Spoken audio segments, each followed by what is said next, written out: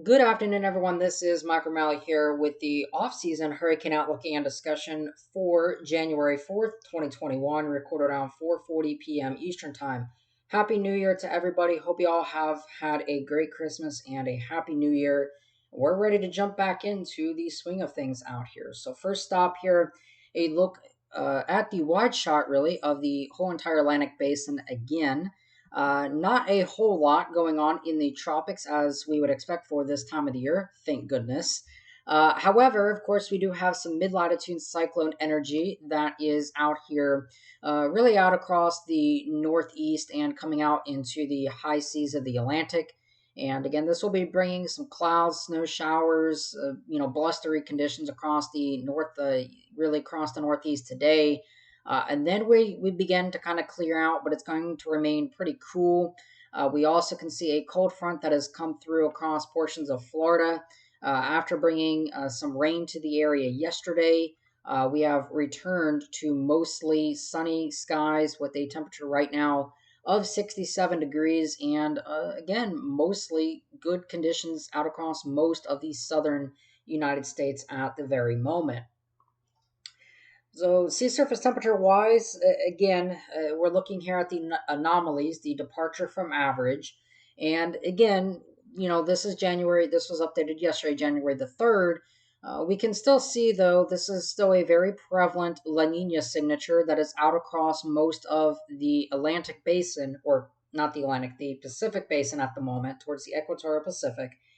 And again, for the most part, this is what we would expect. Again, we're kind of locked into this La Nina pattern, albeit it is definitely a weaker La Nina, and this is not very deep in the water. And if you remember a couple of days ago, we talked about that ocean depth. Once you start to get below about 50 meters, you really start to lose a lot of the cooler anomalies. And below that, you actually get anomalies that are above 1.5 degrees Celsius. So that has definitely led towards some warming out here across really parts of really the Nino 1-2 region. And then out here across the Nino 3-4, we're still locked into that kind of weak La Nina phase at the moment. Elsewhere, though, across the Atlantic basin, it is still very warm. Again, you can very clearly see this very warm Atlantic even into the beginning of January. Now, again, this is January. This is not May or April. So, again, there's not a lot of validity to say that this pattern is expected to remain 100% the same through the remainder of the spring, through the remainder of the winter and then into spring and then eventually into next year's hurricane season, or really this upcoming hurricane season now, this year's hurricane season. But it definitely seems like that we are going to have kind of this warm pattern in the Atlantic. Now, one thing that is interesting here, this is the Nino 3-4 index coming off the CDAS methodology. This is just a graphical plot of where we've been and where we are at the moment in terms of the Nino 3-4 region, which again, for reference, is this region right in through here, kind of that region.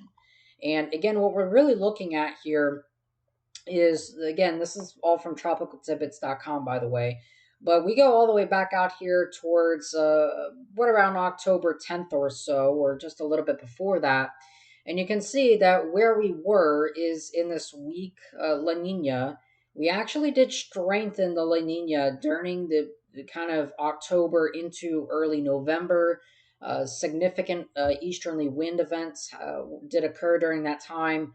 We warmed back up, and then we've kind of been on the slow warming trend, or kind of remaining steady throughout the last several months, really beginning from November 23rd all the way out through today.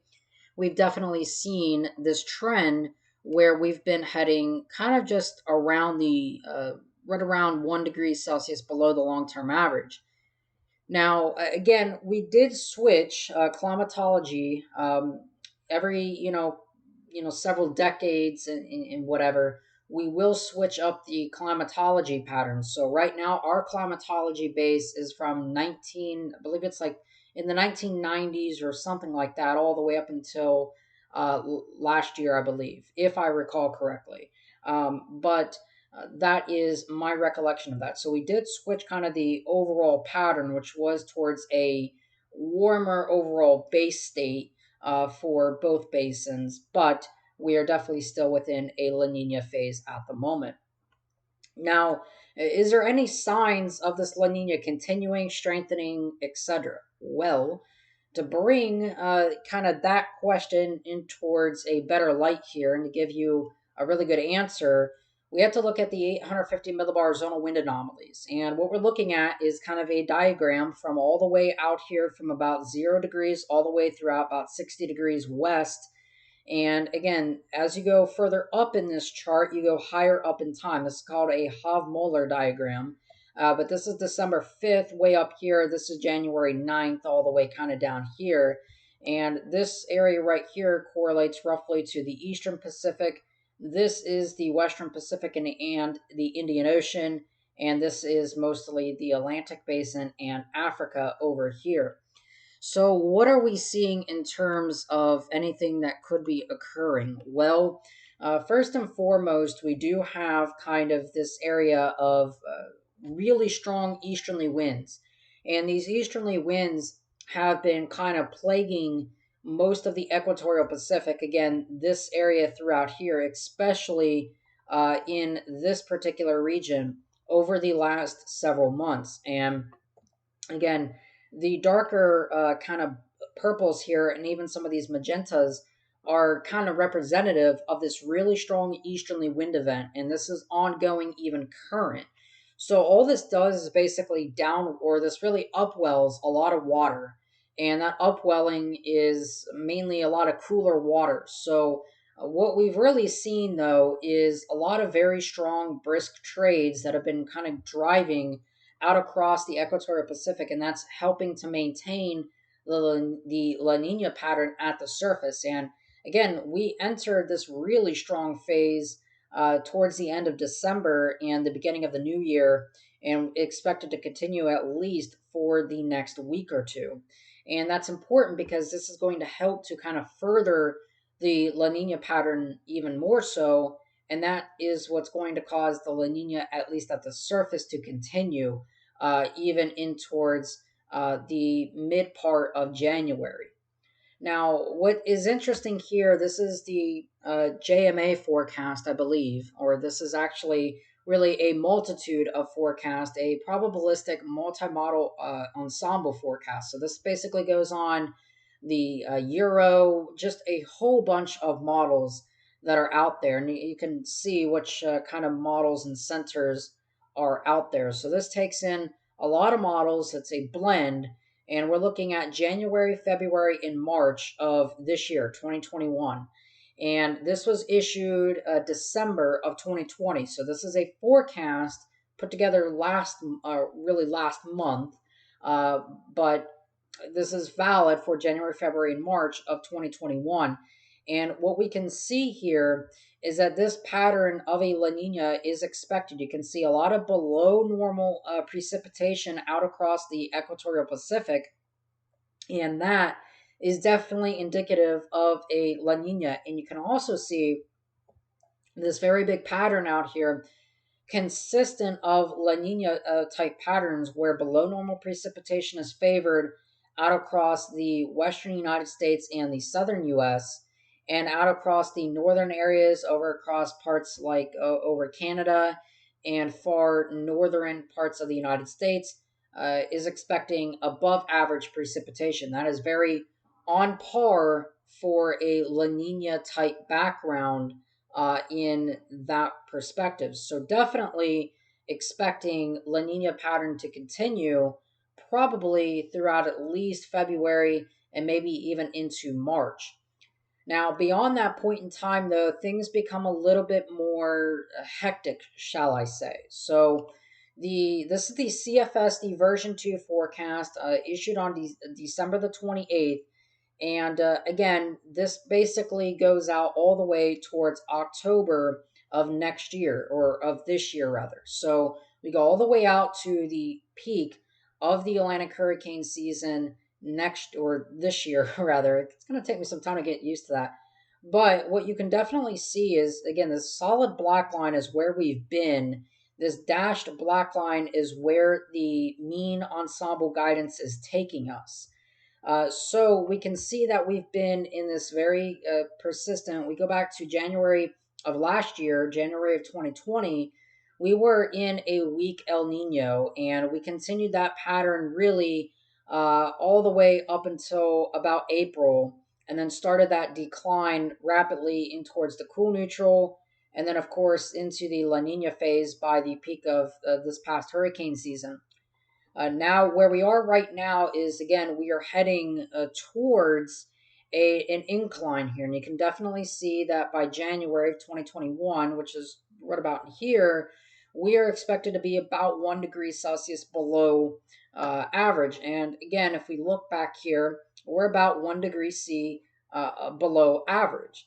Now, continuing forward, though, we are expected to have it increase. You can see this sharp increase, or not sharp, but kind of gradual incline.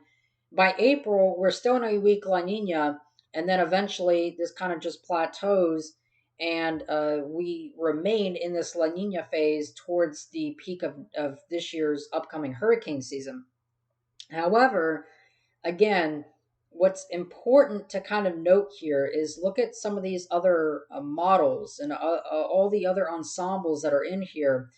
And some of these ensembles do suggest a potential for an El Nino to come on, or at least a warm neutral by the time we get into this upcoming hurricane season. So it's kind of important to understand that things are going to kind of be persistent out across here for quite some time at the very moment. And that's going to be important, again, because what happens, anywhere between now and really into August of this upcoming hurricane season is going to matter quite a lot in terms of what pattern we get down the road going forward. So this is very important and something that's going to have to be monitored closely with time.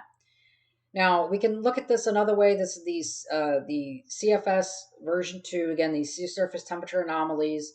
And again, this is from tropicaltidbits.com. We'll run this forward. And again, we kind of see where the CFS is taking us, mostly with this almost like Madoki-like La Nina pattern, where it's mainly focused in the part of the western kind of basin there. So it's something that we're going to have to watch. Again, the Atlantic remains warm, and I definitely would not doubt that. So there are some signs out there that, yeah, we might be staying in this kind of cool neutral or at least kind of near neutral conditions.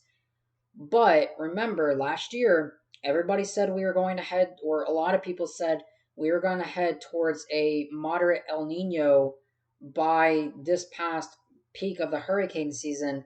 That never happened. We saw the outcome of that. So it's important to just kind of keep that in mind and know that we do have quite a long way before we actually know what is going to happen. Moving on real quickly here to lower 48 weather. Again, not a whole lot. It is generally quiet across most of the United States at the moment, especially across the eastern half of the U.S. Across the Pacific Northwest, we do have some winter storm warnings. The Northern California regions up there in the high mountainous regions, winter storm warnings are in effect again. Winter weather is in kind of full swing there. Otherwise than that, there's really not much else going on. Some dense fog advisories out here across Illinois and parts of southern Wisconsin. Other than that, really everything is fairly quiet. So enjoy your quiet time if you are especially in the eastern half of the United States and across the Midwest. So with that being said, I hope you all have a great rest of your afternoon, evening. Of course, I am Michael O'Malley. I'll talk to you guys again some more later this week.